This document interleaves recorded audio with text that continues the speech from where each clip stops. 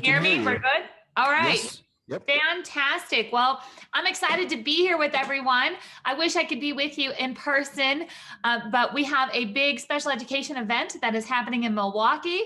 So I am here in Wisconsin and I'm ready to dig in with you. And I want to make sure that if at any point in time, your question I know is going to go into an app or moderator's going to take care of it. However that's going to work, you can always find me at Catherine@catherinewitcher.com. I want to make sure that you know that my inbox is open to you at any time. Go ahead, send me an email about anything that we're going to cover. I'm excited to talk to you today about IEPs, best practice and real world solutions. I do want to share with you that I have experience in your Duke 15Q community. In fact, it's one of my clients that has a son who has Duke 15Q. That's how I got introduced to your organization, to your community. And I absolutely love working to create IEPs that make sense, both short-term and long-term for your child, for your entire family. You'll see there just a quick little bit about who I am. I'm a special needs sibling. That's my brother. He has Down syndrome. He is 43 years old, which means that I've been in the disability community my entire life. And navigating through the school system is difficult because we are constantly thinking about the future, right? We're constantly thinking, what is this going to look like? And what do we need to do now? And I can't wait to help you go through that. I have two programs that you may have heard of: Master IEP Coach, Special Education Inner Circle. There's always continuing education. We're going to touch on quite a bit of the information that you need, that you can experience as a special education insider. I'm inviting you guys into the conversation today so we can talk about how to truly prepare for the real world.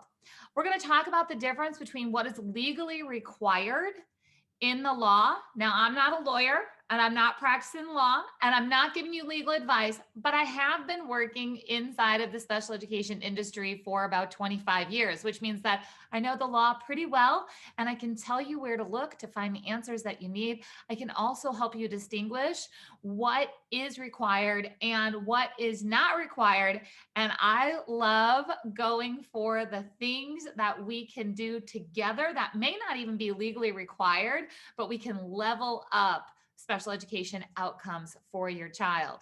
We're going to talk about how to develop IEP strategies to improve students' success in the real world. And we're going to do all of that through 12 must-ask IEP questions for every IEP team member. So one of the unique things when I'm talking about Master IEP coaches or Special Education Inner Circle or being here with you is that all of this information is for parents, teachers, admins, therapists. There's a lot of trainings that are for professionals only. There's a lot of trainings that are for parents only. But if we are expected to work together, then we need to learn together. We need to put those same tools in our toolbox so that when we come to the table, we're having a conversation as equal IEP team members. Who's up for that, right? Let's start to feel like an equal IEP team member and get your questions answered. Get the information that you need to make really good decisions. One of the things that I say often is that we need to get rid of the 1980s version of special education, meaning that the law has not changed a whole lot. I'm a certified special education teacher. I have not been in the classroom for a long time, but what I can tell you is that what I learned about special education as a special needs sibling, what I learned as a teacher many, many years ago, and what's happening right now, there has not been a lot of evolution, but you can help make a difference and make sure that we are writing goals that make sense. We're providing services that make sense. All of this is flexible. You just have to know what to ask for. That can be one of the hardest things, right? It's like, well, I think things are going right, or I feel like they're going wrong, but I don't exactly know what to do next. So I'm going to hop on over here to 12 must ask IEP questions. Now you have a copy of this wherever they put the handouts, the downloads, the things, the resources. You have a copy of this, so don't feel like you have to scribble down every word. What I'd love for you to do is to think about what your questions are. And if you want to, again, participate now, from what I hear, you guys can ask questions in the app, and the moderator may be able to look at that and ask some questions in real time, which I would love. If that's not possible, of course, you know where to find me, because I understand that you're going to have specific questions for your own child. What I love to start with is the purpose and findings of ideal law. I do this in every presentation. If you've ever heard me speak before, you've heard me say it. It hasn't changed, but it takes 2 seconds, and it really does start to put us all on the same page and to see through the same lens of what we should be getting out of special education. Most of us know that special education is supposed to provide a free and appropriate public education, and that's where it stops. That's where our conversation is. It stops, and we start to have these disagreements about this is appropriate and this is not appropriate. And then what I think is appropriate is different than what you think is appropriate, which is different than what the administrator thinks is appropriate, right? That's where we go. We go into this conversation worrying about what's appropriate, which we absolutely needed to find that. But right after, in the purpose and findings of ideal law, where it says a free and appropriate public education, it also says that the education needs to meet your child's unique needs and prepare them for further education, employment, and independent living. When you take those second 2 criteria, meet a child's unique needs, prepare for further education, employment, independent living, combine that together with an appropriate education, it really starts to define what are we supposed to be doing. So a lot of times we wait until the IEP meeting to talk about a lot of things. Now, anybody who's been through an IEP meeting before, which I'm assuming most of you have been, you know that it feels like a lot of decisions have been made before the IEP meeting. You don't necessarily know if you're going to have time to talk about all the things that you want to talk about, and you're not really sure what the follow-up or follow-through is going to be after that IEP meeting. So one of the things that I love to do with the parents and teachers that I'm working with, you right here in this room, is to say, okay, the first thing we need to do is start to do a brain dump. This is a brain dump where we say, these are all the things that I'm worried about, but where do they fit into this IEP priority matrix? Meaning, there are things that are important and urgent. Maybe it has to do with your child's health. Maybe it has to do with their safety. Maybe it has to do with some behaviors that are happening that makes it important and urgent. So if we're coming to an IEP table, like, this needs to be talked about. Then there are some things that are not important, but they're urgent, as in, okay, this doesn't have to take place at the IEP meeting. So they're not important for this hour or 2 hours that we have together, but they are important. We need to talk about it sometime within the next few days. Then we have, they're important, but not urgent. Oh, I have to make sure that we talk about this as a team. Again, doesn't necessarily need to be at the table. And then not important, not urgent. That's just, we need to work on some things. We need to start thinking about, and then you fill in the blank, thinking about how are we going to transition to middle school, but yet your child is in 4th grade, and transition to middle school doesn't happen until 6th grade. So it's not important right now. It will be, and it's not urgent. So we're going to put that on the to be discussed later list. This is really going to help you figure out how to prioritize the conversation at the IEP table. I want you to start to think about IEP meetings themselves. Before we get into the document, which are the 12 questions, IEP meetings themselves should not be the place for new information. It's not the place for us to have heated discussions. I know nobody wants that, but it happens, right? This should be the place where we think about, we have experts sitting at the table. We have parents, teachers, admins, therapists, all the different service providers that are experts. We should all have the data, the information, and the problems that we're going to be solving. We should all know those ahead of time. This is like a mastermind session where we're like, okay, we all know where the child's at. What are we going to do next? How are we going to implement this? How can we collaborate as a team? So if we're working on something such as a communication plan, if I'm looking through a teacher's perspective, what I see is needed in a communication plan is going to be different than the parent, which is going to be different than the speech therapist. But somehow we need to be at this IEP table and decide, what are the priorities? We know what the present levels are. We know what the difficulties are. Now, how are we going to work together? That's much different than just saying, here's where the child's at. Here's the goal for next year. Do you agree? This is about really honoring everybody's expertise and coming up with a plan. Now, to do that, there are some things that you need to know before you go into the meeting. Now, here's what's interesting. A lot of times, our professional IEP team members do not know the answers to these questions themselves. Again, I can tell you that from experience. That's not throwing anybody under the bus. That's the experience of being a brand new special education teacher. And right now, I'm working with hundreds of special education teachers that have experience from 1 to 20 years. And all of them have been through these 12 questions, and all of them had questions that they didn't know the answers to or that they've never addressed before. So I want to give you confidence that as we start to look at leaving some old school habits behind, leaving some conversations behind, meaning that negativity, that my side against your side, or looking at the school is never going to provide something appropriate. I want you to open up the conversation in these 12 areas. And I'm telling you, it absolutely can change your child's IEP. It can change your family's future, because when you build a great IEP, you're not just building it for the child, you're building it for the family. And I want you to have that perspective as a family member. I want you to express that to the team. The team needs to know that you're all in, because this is not just about your child reaching the next milestone. This is about so much more.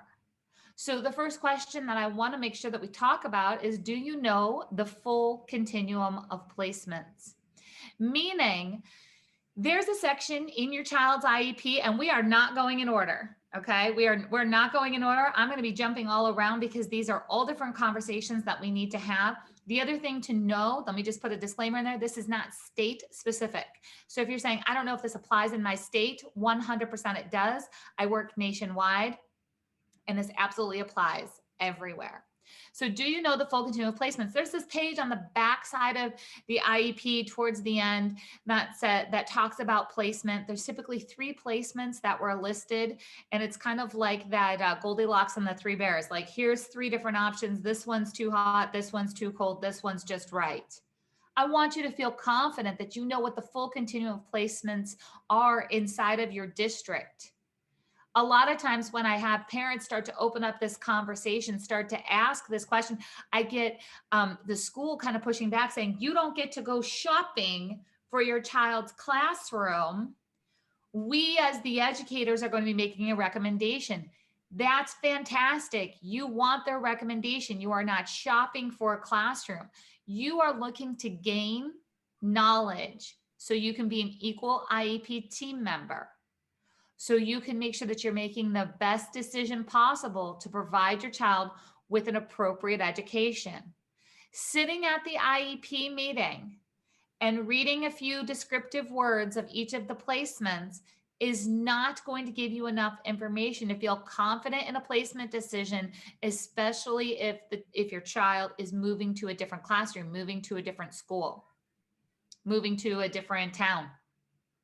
So you need to make sure, put that on your to-do list next time before your IEP meeting, that you know when you get to that section, you know what has been considered and that you need that information before. These are questions that happen before. This is not sitting at the IEP meeting, although if you had to sit at the IEP meeting and say, you know what, I can't agree to this right now because I'm unsure of what the other options were that the team did not recommend, and I need that knowledge to make an informed decision. So full continuum of placements, we got it, we're good. You're going to ask, you're going to know, you're going to see classrooms that would not be appropriate for your child. And that's okay, because listen, you don't know what's right if you don't know what's wrong. There's no way to know if this is a good fit if you don't know what is not a good fit. So this is a conversation that you need to have. It's a conversation that is not had very often, and you are going to be bringing a whole new light to what knowledge you're going to bring to the table as a parent and how you're going to participate in that discussion. Here's an awesome one that I love for the Duke 15Q families that I work with, because you guys have a lot of service minutes typically. We have a lot of OT, PT, speech, nursing, different things that are happening. And I want you to feel confident. Do you know how the current service minutes are being met? I never want you to assume that because your child has listed 60 minutes of speech, that your child is getting 60 minutes of direct services between them and the speech therapist. There's a good chance that some of those are group sessions. Some of those are going to be large sessions. Some of them are going to be small group sessions. Some might be in a speech therapy room. Some might be in the classroom. It might be push in, it might be pull out. Also, there might be some minutes that are used for consult time. And if there are not minutes for consult time, and your child needs any type of adaptive communication, which means I'm talking pictures like PECs or AAC devices, it takes time for a teacher and a team to prep those materials. And you can actually help the team by asking for consult minutes inside of your child's IEP, which then allocates time for the team to work on the materials and the things that your child needs outside of the direct services. You know, when I say old school and new school kind of habits, old school is we take care of 60 minutes of speech. Trust us, we'll send you some progress reports. New is let's figure out the best way that we can provide this appropriate education. So 60 minutes of speech, how would that look divided up? What's the environment? What's the ratio? What tools are needed? And do we need those consult minutes? So you're going to put that on your list because a lot of times that can make or break a child's progress in those areas is understanding what is happening. I'll just give you a little insight behind the scenes. A lot of times providers, although this is an uncomfortable situation, perhaps to have this conversation in some districts, they appreciate you helping to break down these minutes because their caseloads are so big that they have a hard time prioritizing and figuring out how to fit everything in. So if you're on top of it, you're not only advocating for your own child, but you're also advocating for that service provider, for that therapist, for that teacher to have that time that they need to help your child reach their goal. This is one of my favorite ones. Do you know what curriculum is being used? I just had this entire conversation, had a room full yesterday, a virtual room full of over 50 parents, teachers, admins, therapists. And I said, do you know what curriculum is being used? Out of those 50 parents that were in the room, and there, like I said, there were some teachers too, but I asked the teachers if they knew for their own students, and they're not their own students, for their own children who are students. And out of 50, I had 2 people that knew what curriculum was being used for their child. It is extremely important that you understand what curriculum your child is using, because I'll share with you what it's like to be a brand new teacher. And it's not just for brand new teachers. This happens to seasoned teachers also.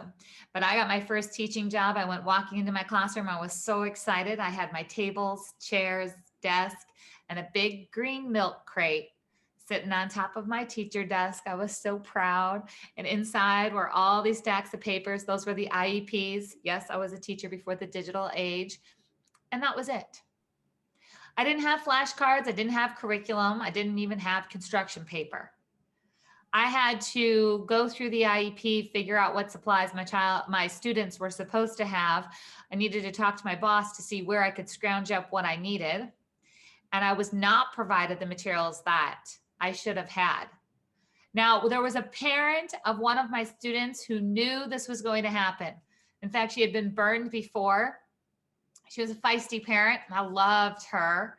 And she came to me and she said, do you have everything that you need? Well, as a new teacher, I'm like, yeah, like I'm working on it. And she says, no, like, do you have everything that you need? My child needs, and her child was specifically promised direct instruction in an ABA style curriculum. I did not have those tools. I can tell you that she advocated to my boss, and I did get those tools. You as a parent, you have the power to bring together a team. You don't have to advocate in a way that breaks things apart. You have to know what questions to ask so you can help get your child into the right placement with the right service minutes, with an awesome curriculum to help move your child from where they are to where they need to be. Now, to do that, to get from where you are to where you need to be, you absolutely need to know about data, right? That's like our golden word in special education. It's like, where's the data? You get a progress report that has those check boxes, making progress, making progress, making progress. Where's the data? We're not saying that the child's not making progress. We don't have to argue about it. But old school special education, 1980s special education is just like, trust me, trust me. And here's your progress report. And this is what I legally have to give you. Okay. So legally, your child gets a progress report at the same intervals as a report card of the school district. However, I want to level that up. I want you to actually see the data. I want you to see that, like the hard data, raw data, like tally marks and things. I want you to see what's happening. I want this to be an open conversation. Why are we still hiding information, especially after this past year that we have? Why are we trying to hide information of like, here's the data that we took and here's, what's really happening? Where are we trending? We're trending up with, we all know as parents, right, that our children don't make perfect progress. That doesn't happen. We're not expecting that. So be open with your team that you really want to know what data is being taken for each goal. And you'd like that data shared on a regular basis. And you can come up with a plan to make that happen between you and your team. So in your IEP, in every goal, there is definitely some type of documentation within that goal that says how the data is going to be collected. I love to go one step ahead and just saying, like, can I have the data?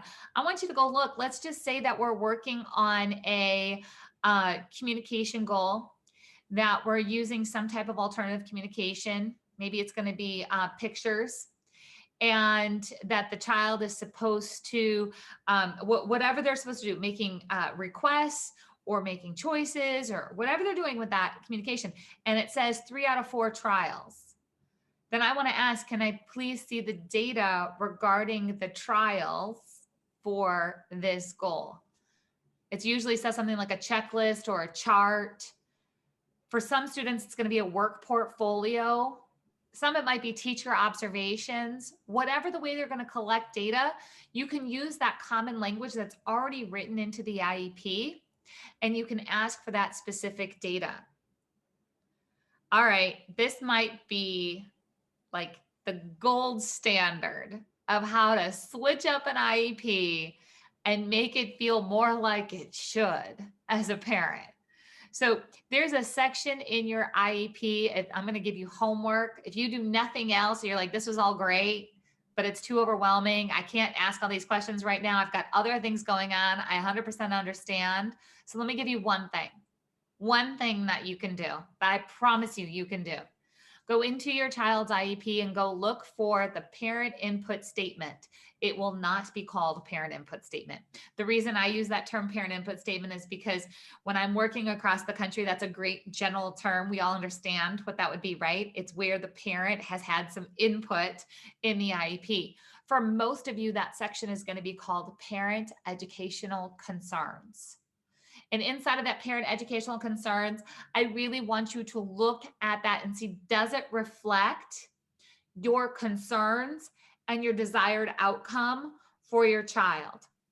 Most parent input statements say something like, Mom is concerned that child has not made progress in making requests at home.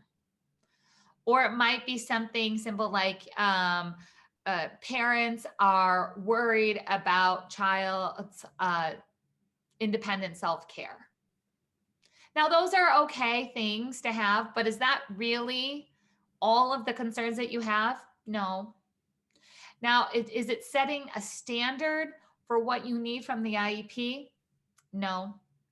The worst one that I ever see is when it says Mom and dad have no concerns at this time.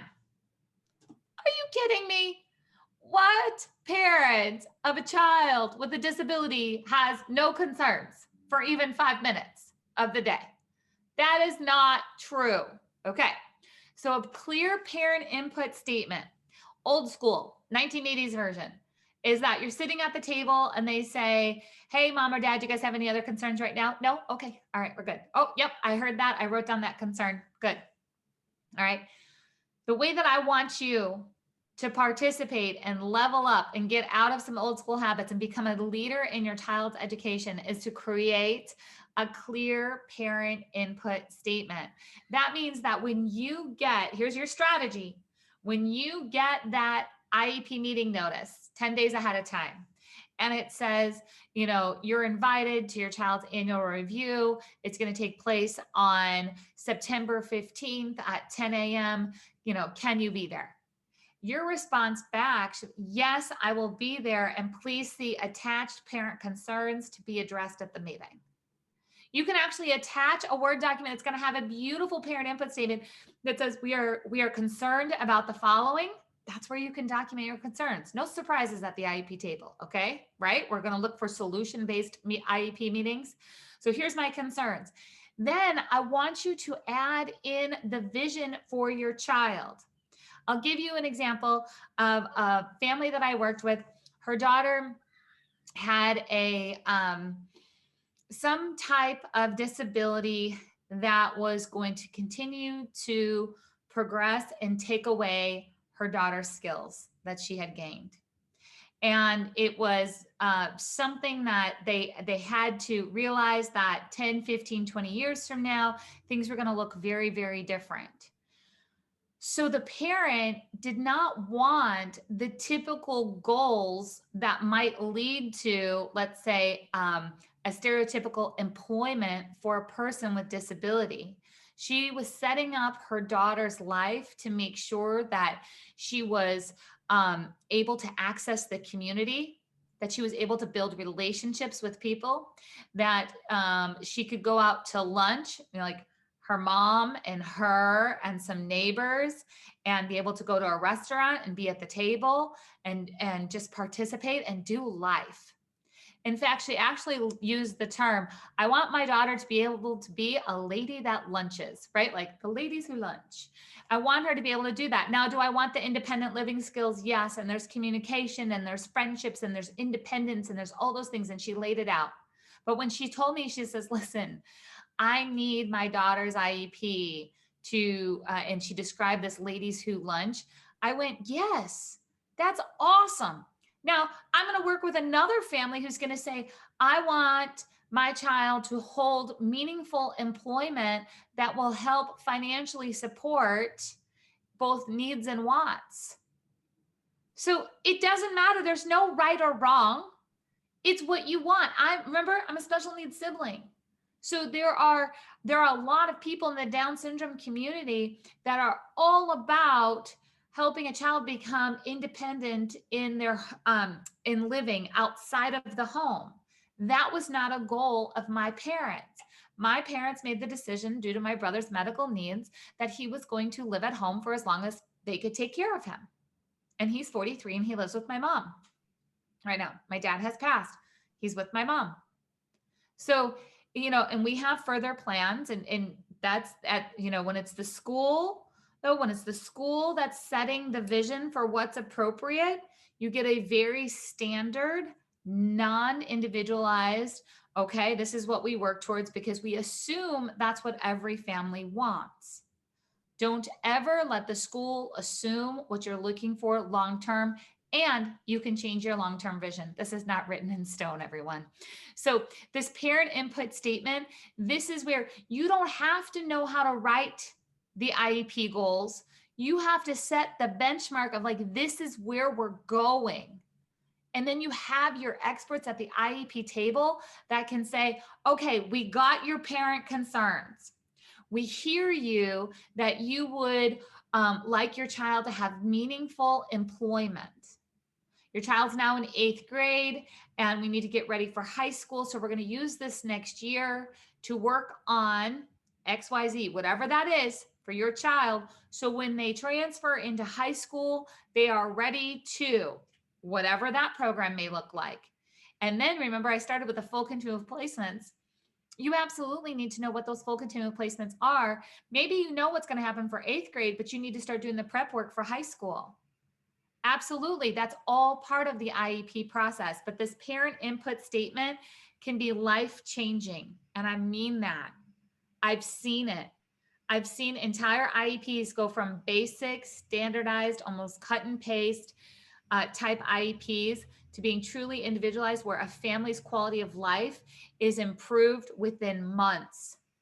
That the family's now going out to dinner, that they're going to Target, that there's more calm and peace at home because a child is being more independent in their own home environment. It is possible. It starts here. All right. Let's talk for a minute about present levels of performance. If we're going to talk about the parent input statement and say this is where we want to go, we got to get real clear on where is your child at. Present levels of performance are everywhere inside of an IEP document, and I need you to look at those and say, yeah, my child can do that. Now, keep in mind that a present level performance should not be based on what a child can't do. Meaning the child can't count, the child can't read, the child can't tie their shoes, the child can't go to the bathroom independently. That's telling me a lot of things as a teacher, but what it's not telling me is what can they do? The child can recognize numbers 1 through 5. The child can initiate that they need to go to the restroom. The child can. I need a starting point as a teacher. Don't tell me all the things that a child can't do, because then when I go to set up my classroom, when I go to help this child make progress, I got to spend a whole lot of time figuring out, okay, I know all the things that the team says they can't do, but where are they actually at? So I want you to think about this as, we call it like read it to your neighbor test. Meaning if you were to read this to your neighbor, a present level performance to your neighbor, would they understand what your child can do? It should be that simple. I should be able to pick up your child's IEP and say, okay, I could go shopping on Amazon and get all the tools that I needed to help this child succeed because I know exactly where they're at in their present levels of performance. So this strategy of making sure that you're very clear, it connects to all the things of knowing what the data is. It connects to knowing what the curriculum is. It connects to all of these pieces and say, okay, this is where we're at. So I want you to make sure that as you're going forward in your child's education, that you're starting to lead with that parent input statement. And you're like, okay, if this is where we're going, this is where we're at, and get very clear on that. All right, how are accommodations and modifications being implemented? Again, in everyone's IEP, there's a list of services, support services, accommodations and modifications. It's going to be called a lot of different things, but basically these are the things that say like child will have frequent sensory breaks, access to frequent sensory breaks. What does that mean? I don't know, because my version of that is different than your version of that. And we need to get these accommodations and modifications defined. You need to know what's actually happening. And many IEP documents, we see lists and lists and lists of all the things that could be available to this child. Meaning, I don't know if I've hardly ever seen an IEP that doesn't have things like child has access to extended time on tests. Okay. What does that mean? Do they need it? And is it being used? How is it being offered? Like, there's a lot of questions. So a lot of times I get calls from parents and they'll say something like, my child is having meltdowns every day when they get home from school. It seems like they're holding it together at school, but at home it's just a mess. And I feel like, my child's sensory needs aren't being met, or I feel like there has to be something happening at school. It's just not right in there. One of the first places I'm going to look is accommodations and modifications and say, are they getting these breaks? What does it mean? Or if it says, we'll be using alternative communication in all learning environments. Current communication methods include, are those being used? If a child's voice is being stolen during the day, and that's what happens when the team's not trained, we'll talk about that in a little bit, or if they don't have access to their tools, then negative things will happen. for the child during the school day and after the school. So accommodations and modifications, please go look at those, make sure that you understand those and get involved in those. Old school habit, way back in the day, accommodations and modifications, we just said teachers know what they're doing, which they do, okay? Teachers can make all of those decisions. They can make collaborative decisions, and I'm sure it will all get done. That's a lot. I'm constantly training teachers on how special education teachers are not the only teachers involved in accommodations and modifications. Let's just say that your child needs a visual schedule. I'm sure if I was in the room with you right now, I could see all the head nods. Yes, we got visual schedules.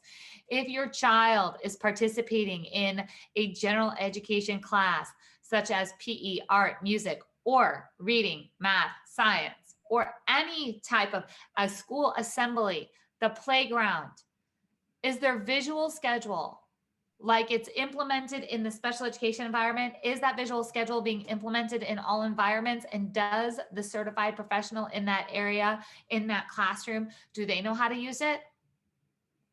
These are things that you need to get involved in. If you're going to have your child's IEP work throughout the entire school day, we need to make sure that the entire team and all the adults that are guiding your child's education are absolutely involved in the little details that make a huge difference. Now, here's my question for you. Do you need any more data so you can make some great decisions in this upcoming year? IEP decisions are only as good as the data that they're based on, meaning that if I have weak data, I'm going to make a weak decision, meaning I'm going to make the best decision that I can, but it's not going to be perhaps the best decision that I could make if I had better information. I never want a parent to say, I made a decision 5 years ago and nobody told me whatever this missing information is. So I'm not confident that was the right decision. Do we always make the perfect decision as parents? No, I'm a mom. I know. Okay. We don't always make the perfect decisions. Do we want to feel confident and say, I made the best decision possible with the information that I had? And I had a lot of information. Yes, that's where we need to be. Here's a fantastic one that is extremely underutilized. Does anyone need further training to make the IEP happen? What that means is inside of your IEP, there is a section that says something like personnel training. There's a section that talks about what further information does the team need to execute this IEP. So if your team needs training in health, safety, behavior, communication, academic strategies, any of those areas, anything that is needed to help a child reach their IEP goals, that training can go into the IEP, including training for the general education teachers, including training for parents. Absolutely. Parents, gen ed teachers, paraprofessionals can be included into the personnel training section. Now, the training has to be based on the legal side, okay, it says the access to training that will assist the child in reaching their goals. So for example, let's go with an AAC device. We've got the iPad, we've got the special app, we're doing our AAC protocols, but when the device goes home, it's not being used the same way as it is at school. Maybe that's because the family has not been had the training that they need to replicate what is happening at school. Maybe it's the other way. Maybe it's being used at home effectively, but at school they can't get the same response. So there needs to be a training. So I want you to go look and find this section in the IEP and see if there's anything listed in the personnel training and start brainstorming, get creative. This is how we level up. This is how we use the IEP strategically to make sure that it is individualized for your child. Do we need to explore further options for inclusion? That's where I say inclusion is an experience. not a place. And I want you to let that just like sink in. My brother was excluded in the public schools. My brother went to a therapeutic day school and was fully included. Me, and of course you might say, well, of course, like it was like he was included in the school because it was a school that was made for all students with, with disabilities. And that I have seen special education classrooms where not every child is included in the classroom activities or in the school community as a whole. I've seen districts or schools where there's a school-wide assembly happening, but the special education classroom is not invited. It happens. So when I say inclusion, I am not talking about the standard, let's take a child who learns differently, plop them into a general education class in a desk in the back of the room while the aide pulls down a chair from the corner, sets it next to them, stays glued to their side and say, this is inclusion. It is not. Inclusion is when a child is met where they're at. Inclusion happens from the minute that a child steps onto the school campus to the time that they leave on that bus or in the carpool lane. It's about being included in the hallway and the library, in their own classroom, and in the school-wide activities. It's about figuring out where are a child's strengths for who they are and how can those be connected inside of the school community. Inclusion is not a time where we try our hardest skills, meaning if a child struggles with noise overload, we do not try inclusion in music. We don't do it. We find a better place. If a child loves books, and the classroom across the hall that's the same grade level of them as them, the teacher has 20 minutes of independent reading, small group, like the students are allowed to kind of group off and flip through their books, have really small talk.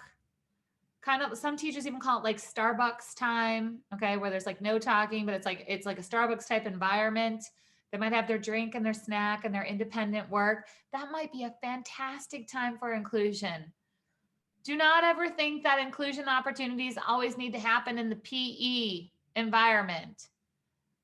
Guys, think about it. Gym class. The rules change all the time. The game changes all the time. It's high energy. It's loud. It's chaotic. And most likely the gym teacher has not been trained to support your child, which means your child's dependent on the aide, which then excludes them from that classroom in the gym. It takes a lot of work to make PE work as truly inclusive environment.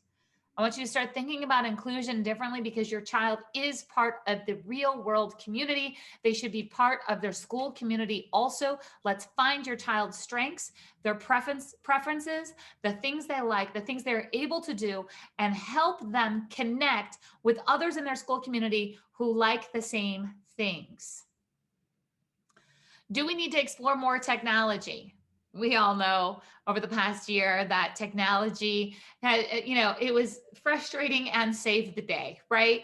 Or it was just frustrating. I'm not sure where you fall at with all of this, but what we have seen for many, many years is that special education is far behind when it comes to technology in our schools. It's just something that we need to really figure out. Does your child need any type of different technology? Here's the thing. How many of you guys are walking around with your phone all the time attached to you, right? Yep, your child probably will be too. Do you only use a paper planner? No, some of you might use a paper planner. I use a paper to-do list, kind of like a daily paper planner, but everything's in my phone. All right. So this whole like hybrid digital and paper, that's a real life skill. Time management, timers, reminders, all of those things can be done digitally. We're working on those all the time in special education. 3 more minutes, the bell's going to ring. Let's transition. We can be using technology to really promote independence and our executive functioning skills. So this is something that you definitely want to take a look at going forward to see how is technology able to support your child's independence and reaching their goals in all different domains. Now, here's the big last question. I'm looking at the IEP goals inside of your IEP. Let's just pretend you and I are sitting at Starbucks and I'm going through and I see the math goal that talks about, we'll be able to count out correct change at Target. Stop it. Are you counting your pennies at Target? No, you're not. And neither should your child. I'm not saying I don't want your child to learn about money. I'm just saying that an IEP goal doesn't need to be about counting penny, nickels, dimes, and quarters. Okay? So I want you to look at every time you read an IEP goal, I want you to ask yourself, do I use this skill as an adult? If the answer is no, you need to think real hard if this is something that needs to take up precious space inside of the IEP. The IEP should not be crammed with a bunch of goals because your child will be overwhelmed, will shut down, will not make progress in big leaps if there's just a bunch of hodgepodge miscellaneous goals that are not strategically prioritized for what is going to work both short-term and long-term for the real world. So, things like telling time on an analog clock. My brother knows how to tell time on an analog clock. He wears my dad's watch. Okay. So if I say, Robert, what time is it? He'll look at it, he'll say 12:50. And then he picks up his phone and goes, yeah, 12:50. Double checks himself with his phone. So again, am I saying that your child's not allowed to learn an analog clock? Am I saying like, oh my gosh, like let's get the teacher in trouble if there's an analog clock worksheet, or, oh gosh, those yellow clocks as a teacher, if anybody was a teacher, you've seen these in the classroom, there's yellow, it's got red hands, and like, let's go ahead and tell. That's fine, but does it need to be a goal that we take data on? No. So I want you to really think about what goals are in your child's IEP that you do not use in the real world. Answering WH questions, are those used? Yes. Where are you going? Who are you going with? When are you going to be back? What are you getting? Right? All the time. WH questions, so important. Should we just have one goal that says, we'll answer all WH questions? No, don't lump them all together. I need to know, what does your child know about the whats and the whos, the whens?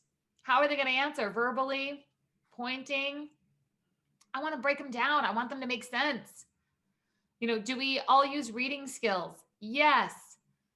Do we all need to memorize, like, I don't know, the order of the presidents? Nope. Okay. So there are things that I want to make sure when we're talking about science. If your child has science, cause and effect, is that important? Yes. Do we need to have it in a way of like, we'll memorize the periodic table? I'm telling you, this is all from experience. And I'm telling you that there are students that had extremely inappropriate goals that I've seen over the last 20 years. And I'm giving you some of the extreme examples where a child is still learning how to self-advocate for themselves, that they need a break, yet their science goal is talking about the periodic table because that's what the other sixth graders are doing. Stop it. That's not the place for, the IEP is not the place for that goal. If we want to work on that in the classroom, that's great. But this is a limited amount of space, as in we have a small amount of time in the school day. We only have so much time with a certified teacher, and we want to focus on the best of the best to make sure that the child is prepared for further education, employment, independent living. Now, I want you to ask all questions for every meeting. That would be my ideal. I would love that. But I want you to think about the things that if we were in person, I would have made you do that brain dump in the beginning and put down all of those things that are on your mind, all the things that you want to take care of. Then I would have went through these 12 questions with you, and I'd say, okay, now pick 3. What are the 3 things that you need to make sure that you know before the next IEP meeting? Do you need to go look at your parent input statement? Yes, please put that down as one. What are the other things that as I was going through those 12 questions that you were like, yes, Technology, or yes, I need to check if these are real world IEP goals, or oh my goodness, I didn't know that I could ask all those questions about the service minutes. I want to know what are your 3 questions that you're going to go get answers to. And when you get those answers, put that into your parent input statement or what you're working towards so you can bring the team together and use their expertise to make awesome decisions for your child. When you have this handout, just so you know, you will get, it's just catherinewitcher.com. I shared with you guys before that you can find me at catherinewitcher.com. You can drop an email question to me. I'm here for you. I absolutely want to help you make sure that your child is prepared for further education, employment, and independent living. And on that note, if our moderator's around, our room monitor there, I'm at the end of my worksheets. I'm at the end of the information. So you guys let me know what we need to do next.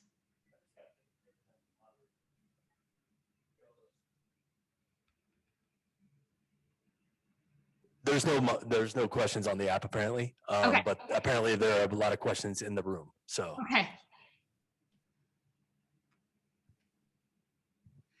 Good afternoon. Thank you so much for coming. Can you see me or can you hear me? I can hear you. Okay. For those of us are you offering these days consulting services? So they can send me emails. So I've worked with you guys for a long time. So if you guys have questions, go ahead and drop me an email and then I'll help either give you one of my resources, or if you need further help beyond that, I can share with you what those are. Okay. So the way to get a hold of you is through your website? Yeah. So you can hop over to catherinewitcher.com. There's like a contact me. You can drop a question in the box or just send me a direct email. And I have a ton of free resources. And of course that there's other options beyond that too. So I will do my best to get you everything that you need if you reach out directly to me. Okay. Quick question for you. Do you oftentimes see ABA within the school therapists ever in the school settings for Duke 15 kids? Yes. It's possible. It's different in every district on how that's done. And ABA itself is just considered a generic term. So if we're looking at like a BCBA being involved or somebody who's professionally trained in ABA direct instruction to help a child with their behaviors or academics or independent living, that all of that is possible. So yeah. Yeah, I mean, that's specifically what I'm talking about. I do see some hostility by schools about that issue, about having a BCBA in the classroom. I also hear from ABA centers that insurance won't allow them to bill in a school setting. Correct. So it has to be agreed upon service that is provided through the IEP. So if you're asking for your personal BCBA to be involved in the school process, that's a different topic versus having a BCBA or a behavior professional that's a district employee or contracted by the district. So 2 different avenues, 2 different negotiation strategies to get that implemented. Gotcha. Thank you. Hi, Catherine. Another question. So this is basic IEP stuff, but how does it look different when you enter the transition years? And especially for kids that, will never truly be independent. Like how do you visualize what the endpoint should be like? And how do you build an IEP transition plan? And who do you get involved? I love that question so much. So transition plans, just so everybody knows, when they start varies upon your state. So the federal law says age 16.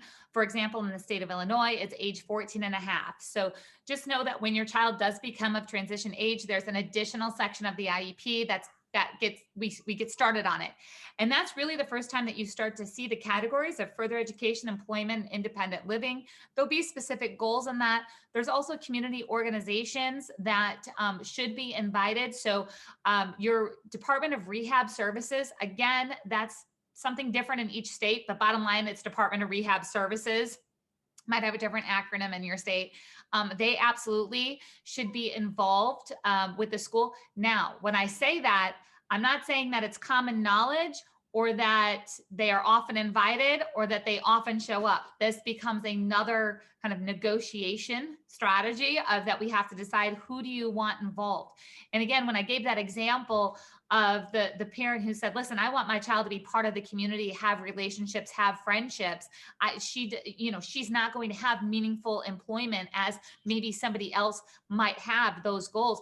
That's okay. You can work with the community organization and your school. Now, I'm never going to say settle, and I'm never going to say, have low expectations. Those are all different expectations. So I want you to know that you can take control of that. So what should that endpoint look like?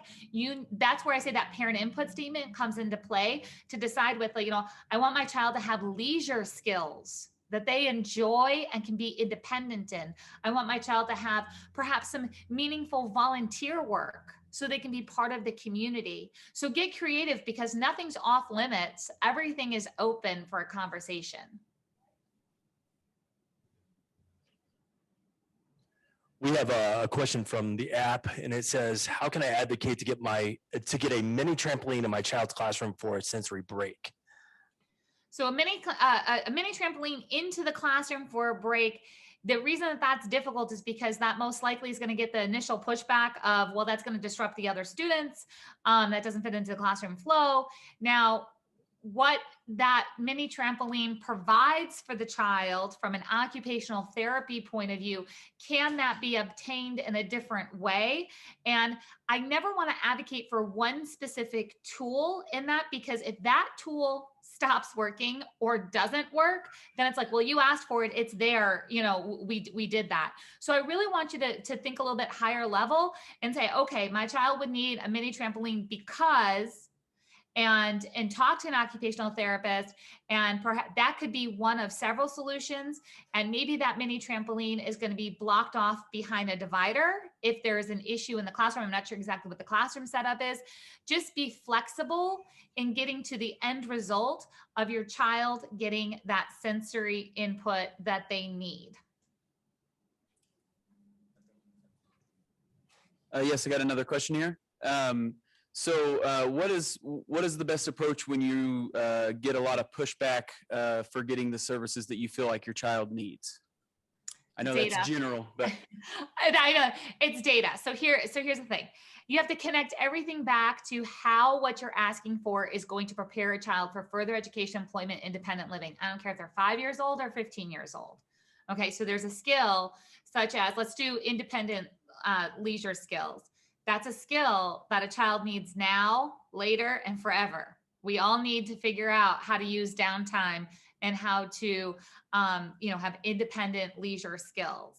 And so if you're negotiating for something, I want to pair that up with examples for how that is important in the school setting and for further education, employment, independent living. I'm going to use data to back things up. Every time I'm negotiating something, there has to be data. Show me the data, show me the policy, my two favorite terms. And here's the thing, remember, I work with schools too. I tell schools all the time, be prepared, have the data, have the policy. If you're going to say no to something, have the data, have the policy. If you're going to be a parent who's going to be negotiating for something, know the data, know the policy. A lot of times the things that you're getting pushback on, there is no policy. It's simply an old school habit.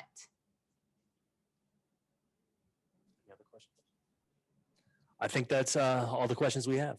Fantastic. It was Thank you so great much. working with everyone today.